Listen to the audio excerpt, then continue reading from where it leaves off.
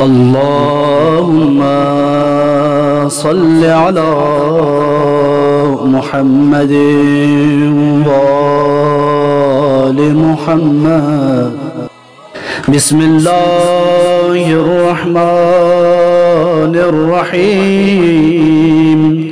اللهم افتح لي فيه أبواب فضلك وأنزل علي فيه بركاتك